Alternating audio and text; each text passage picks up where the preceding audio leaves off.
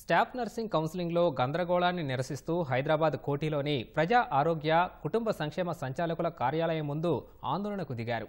నిన్న మధ్యాహ్నం 2 గంటలకు కౌన్సిలింగ్కి పిలిచి ఇప్పటి వరకు కౌన్సిలింగ్ వైద్యాధికారులు ప్రారంభించకపోవడంపై వారు ఆగ్రహం వ్యక్తం చేశారు.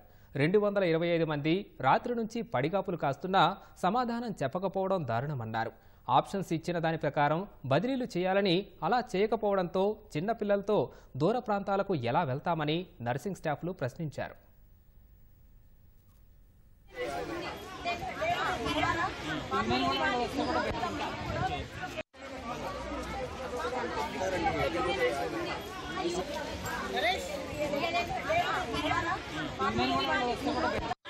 ఒక ఎంప్లాయీకి తన రైట్స్ అది నేను ఇక్కడ చేయలేని పరిస్థితిలో ఉన్నాను అని పెట్టుకునే ఇది, అంతేగాని ఇది అన్ఫోర్సబుల్గా ఎట్లంటే నాకు ఇష్టం లేని ప్లేస్ కూడా ఫోర్సబుల్గా నువ్వు పంపించి అక్కడ మీరు చెయ్యాలి అని అంటే అది ఏం పద్ధతి? అవునండి, స్పౌజ్ కానీ హస్బెండ్ ఎక్కడుంటే వైఫ్ అక్కడే ఉండాలని రూల్ ఉందేమో, మేము జీవో ఉందేమో కాదంటలేం.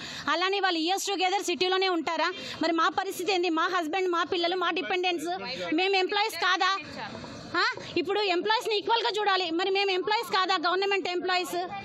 మా విషయంలో ఎందుకు అన్జస్టిస్? మరి నాకు చిన్న పిల్లలు, ఎల్కేజీ యూకేజీ పిల్లలు, ఈ పిల్లల్ని వదిలేసి నేను ఎక్కడ నల్గొండపై చేయనండి. నేను స్టే చేసేది మలక్పేట. నల్గొండ ఎట్లా పోతాను నేను? ఎందుకు హైడ్ చేశారు? నేను తీసుకునే టైంలో సిటీ పోస్ట్ అని ఉండే, కానీ నాకు ఇవ్వలేదు. హార్ట్ సర్జరీ కూడా అయింది, స్టెంట్ వేస్తారు అన్నాను సార్. కానీ ఇవి చెల్లవమ్మ, ఇది స్టెంట్ చెల్లదు, ఓపెన్ హార్ట్ సర్జరీ అయితే చెల్లుతుంది అన్నారు. సో నాకు హిప్ జాయింట్ కూడా బ్లాక్ అయిపోయి ఫీమరల్ వెయిన్ బ్లాక్ అయినందుకు హార్ట్ ప్రాబ్లం వచ్చేసారని చెప్పాను. అసలు నడవలేకపోతున్నాను సార్. అసలు కళ్ళు తిరిగితే చక్కెర వస్తుంది. కొంచెం సిటీ లెవెల్లో, సిటీ బేస్లోనే వేయండి, ఎక్కడన్నా వేయండి, యాజనం కూడా ఏమని చెప్పినా సార్. నాన్ ఫోకల్ వాళ్ళు కూడా ఫోకల్కి వెళ్ళడానికి ఇష్టం లేదు, అయినా సరే వాళ్ళకి ఫోకల్ ఇచ్చి ఇక్కడ ఫోకల్ వాళ్ళని మళ్ళీ ఇలానే స్టే చేపిస్తున్నారు.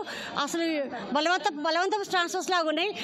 యూనియన్ లీడర్స్ 20 years నుంచి అక్కడే ఉన్నారు, అక్కడే ఉంచుతున్నారు. 20 years నుంచి వాళ్ళని ఓన్లీ ఆ ఒక్క సర్టిఫికేట్ పెట్టి అక్కడే ఉంచుతున్నారు. వాళ్ళని అక్కడ కదిలిస్తలేరు.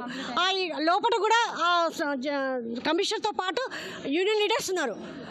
వాళ్ళు ఎక్కడ టిక్ పెట్టిస్తున్నారు, బలవంతంగా టిక్ పెట్టిస్తున్నారు. ఒక అమ్మాయి 2011 బ్యాచ్ శైలజ అని, ఆ అమ్మాయి ప్రతి ఒక్కరికి ఇక్కడ తీసుకోవాలి, లేకపోతే ప్రిన్సిపల్ సెక్రటరీకి కంప్లైంట్ చేస్తాం అని బెదిరించి వాళ్ళందరినీ మిస్గైడ్ చేస్తుంది. అమ్మాయి జూనియర్ అమ్మాయి, ఆమె కూడా స్టాఫ్ నర్సే.